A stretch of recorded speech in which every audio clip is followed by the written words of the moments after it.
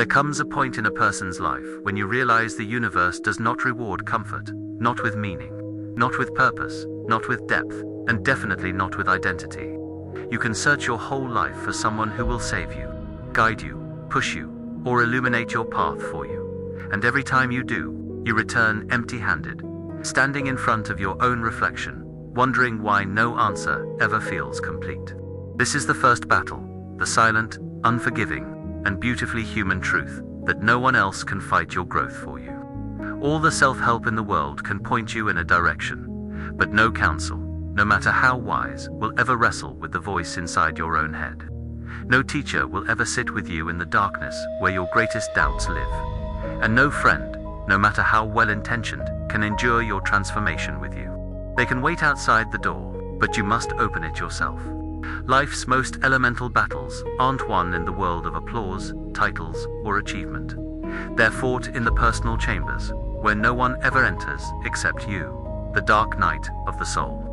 The silent reconciliation with your own mistakes, the long afternoons alone with your unanswered questions.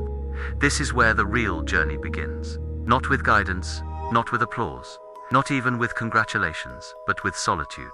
The kind of solitude that pushes you to look inward, to confront what you've been avoiding, and to finally say aloud the truths you've whispered, only in your secret moments of fear and longing. The battles that forge you are often the ones you must endure alone. Battle number 1. The battle of silence. Facing your own mind, you've probably felt this. The world gets quieter, the noise subsides, the distractions fade, and suddenly you are left with yourself. No mask, no performance, no audience. Just you, your thoughts, your regrets, your unanswered questions, your unhealed wounds. Most people run from silence. They drown it in noise, in distraction, in constant movement. But silence is not emptiness. Silence is presence without escape. It's the moment when avoidance falls away and truth stands before you, unmasked. When you face silence, you discover the real source of your restlessness. It's not the absence of sound, it's the presence of unresolved inner conflict. The moment you can sit in silence without flinching is the moment you begin to see who you truly are beneath all the stories you've told yourself. Not who you pretend to be, not who you hope to become, but who you actually are in every unguarded heartbeat. Ask yourself, what are you avoiding when you fill every moment with noise? And how much of your life's disquiet would dissolve if you could simply sit quietly with yourself? Silence demands nothing but honesty, and honesty is the first stone cast across the river of self-deception. Battle number 2. The battle of unforgiveness. Letting go of what you can't change. This is one of the most personal wars you'll ever fight, and it's fought entirely within the borders of your own heart. You've held grudges not because they're righteous, but because forgiving felt like losing a part of yourself. You convinced yourself that to let go would be to validate the harm, to diminish your suffering, to forget what was done. But that's a misconception. Unforgiveness isn't loyalty to truth. It's loyalty to pain. It ties you to your past, constricts your energy, and poisons your future. And because no one else can carry the weight of your resentment for you, you hold it alone, quietly, slowly, ceaselessly. The paradox is this. Forgiving isn't about excusing the wrong. It's about reclaiming the space that the wrong has occupied in you. Every minute you hold onto resentment is another minute you spend arguing with the past, a battlefield with no possibility of victory. So, reflect deeply. What are you clutching from your past? Not because it still holds value, but because you fear that releasing it makes you weak. True strength isn't found in holding on. It's found in the courageous act of letting go. Battle number 3. The battle of responsibility. Owning your life without excuses. Responsibility feels heavy because it places your life's authorship squarely in your hands. It doesn't allow for deflection to circumstance, to other people, to history, to fate. Responsibility means looking at your choices, your actions, and your responses without excuses. This is where most people falter. It is easier to blame the environment, the timing, the people around you, or even your own upbringing. But every time you choose to blame something outside yourself, you relinquish power, the very power you need to enact real change. Responsibility is not about guilt. Responsibility is about agency. When you acknowledge that your decisions, even the painful ones, are yours, you reclaim the steering wheel of your own destiny. Even if you've made mistakes, even if you've caused harm, even if you've stumbled, responsibility gives you a map of how to walk forward differently. So consider this question. Are you living your life with ownership, or with the illusion that someone else is writing your story for you? Because real maturity comes not from escaping consequences, but from embracing them as the true educators of your soul. Battle number 4, the battle of self-contradictions. Seeing all of you clearly, one of the most painful truths you'll ever face is that you contain contradictions. You are capable of sympathy and cruelty, generosity and selfishness, courage and fear, the light and the shadow. You want to be good, but you also protect your self-image. You crave intimacy, but you avoid vulnerability. You want freedom, but you fear risk. These contradictions live inside you, and no one else can fight them on your behalf. No therapist, no partner, no mentor, no motivational mantra. Nothing will reconcile your inner division except your own willingness to look at it without shame. Maturity is not reaching a state of perfection. Maturity is learning to hold your contradictions with honesty. Ask yourself, which part of yourself do you refuse to acknowledge? Because seeing it would demand change. Your growth begins where your denial ends. Battle number 5. The battle of letting go. Releasing what no longer serves you. Letting go is not forgetting. Letting go is not approval. Letting go is acceptance. The acknowledgement that something once mattered, and it no longer fits who you are becoming. You will have to let go of people who once loved you. You will have to let go of dreams that no longer align with your truth. You will have to let go of identities that were never truly yours. Borrowed beliefs, inherited expectations, and masks that once offered safety, but now offer confinement. This battle is fought alone because it requires honesty only you can administer. So reflect with courage. What are you still gripping? Not because it enriches your life, but because you're afraid of who you'll become without it. Because the things that once protected you may now be limiting you. And freedom begins not with gaining something new, but with releasing what weighs you down. Battle number 6. The battle of identity. Defining yourself without permission. At some point, you have to stop asking for permission to be who you are. From your parents, from society, from the version of yourself that only existed to please others. The truth. No one can tell you who you are, because they haven't lived your memories, carried your pain, or stood inside your private storms. Still, many live their entire lives defined by external expectation. They inherit values, beliefs, even dreams, and only wake up decades later, confused and bitter, wondering why it all feels so empty. This is your life, not your parents, not your cultures, not your pasts. You must face the battle of carving your identity in stone, and not in sand. And no one can give you that chisel. You are the sculptor, you are the marble, you are the witness and the creator. So ask yourself, are you becoming the person you want to be, or just the person others expected you to become? Because the only way to feel at home in your skin is to build that skin yourself. Battle number 7. The battle of temptation. Resisting what numbs you. We all have our vices. Some are visible, others are quiet and disguised as coping. But whether it's addiction to distraction, overindulgence in comfort, or reliance on things that slowly erode your strength, temptation is always the invitation to delay your higher self. And here's the cruel trick. Temptation rarely looks destructive at first. It looks like relief. That's why it's so dangerous. No one can force you to make the hard choice when it's easier to go numb. No one can pry your hands off of what comforts you. This is a war waged in the smallest moments. The just this once, the I deserve it, the I'll start tomorrow. But discipline is forged when no one's watching. So ask yourself, what are you constantly turning to? Not because it heals you, but because it distracts you from what needs healing. Your integrity is not built when it's easy to say no, but when everything in you craves the yes. Battle number 8. The battle of self-worth. Believing you deserve better. This is one of the quietest battles of all.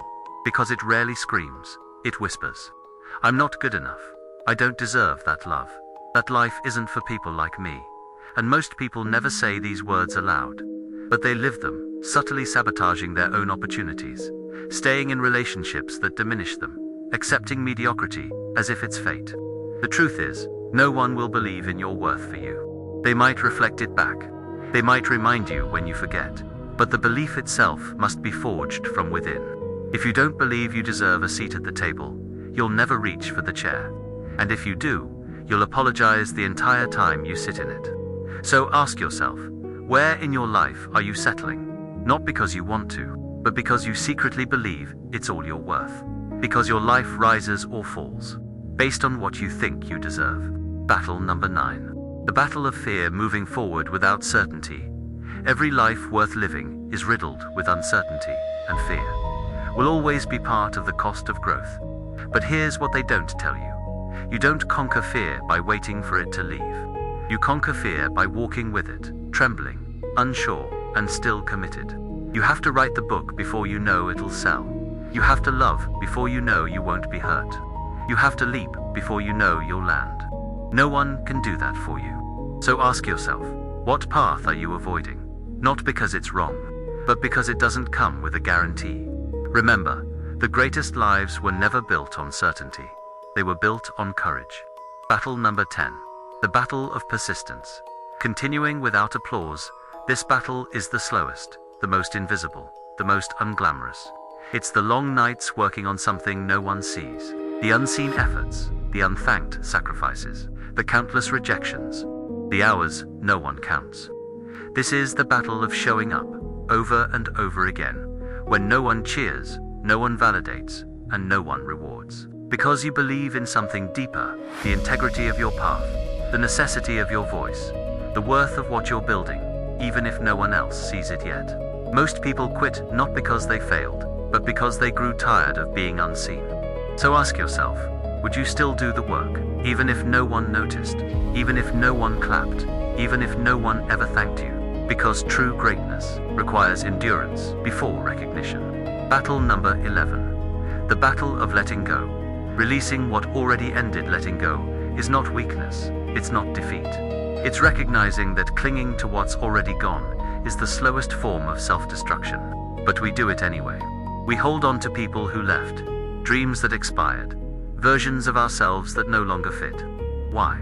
Because familiarity feels safer than emptiness. Yet holding on keeps you trapped in rooms that life already closed. You must face the solitude of mourning something, not with bitterness, not with denial, but with gratitude. Gratitude that it existed. Gratitude that it shaped you. Gratitude that it taught you something, even if it hurt. So ask yourself, what are you still carrying that no longer belongs to you?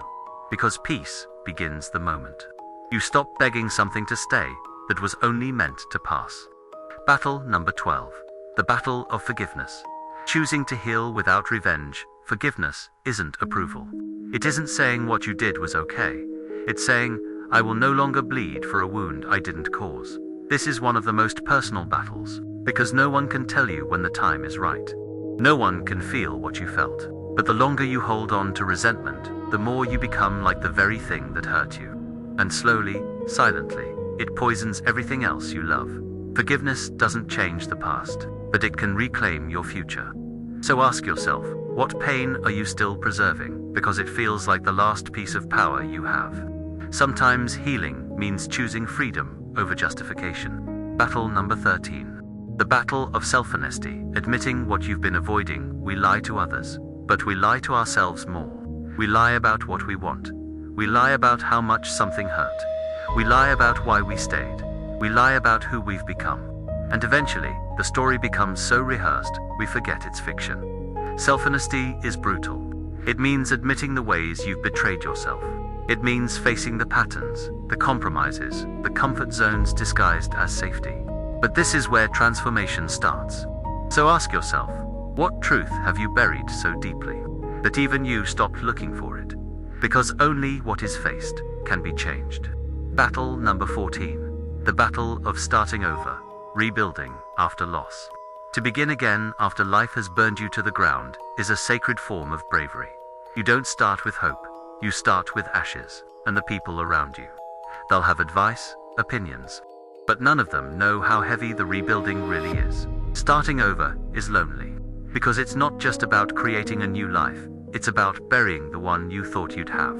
And yet, from that burial, something else is born. A version of you no longer afraid to begin again. So ask yourself, what chapter are you afraid to end? Because you don't know who you'll be without it. But maybe the real you has been waiting at the edge of that ending all along. Battle number 15. The battle of becoming. Choosing growth over comfort. You don't grow when it's convenient. You grow when it's necessary. Becoming who you were meant to be requires shedding every version that kept you small. And that hurts. Because comfort is seductive. It tells you you've survived this far. Isn't that enough? But survival is not the same as living. Growth means risk. It means discomfort. It means stepping into unfamiliar rooms with an unfamiliar self. No one can pull you into that space. You must choose it. You must walk into it, not knowing how it ends, but knowing who you refuse to remain. So ask yourself, are you evolving or just enduring? Because the path of becoming is not paved with ease, but with fire. And fire doesn't destroy the real you. It reveals it. You've made it here. And maybe it's hitting you now, that the battles no one ever sees are the ones that shaped you the most. Not the public victories, not the applause or the titles, but the quiet wars fought at 2 a.m. The choices you made when no one was watching. The days you showed up, tired, afraid, uncertain, and still walked forward. This journey of becoming, it is not paved with perfection. It's carved with wounds. It's stitched with grief.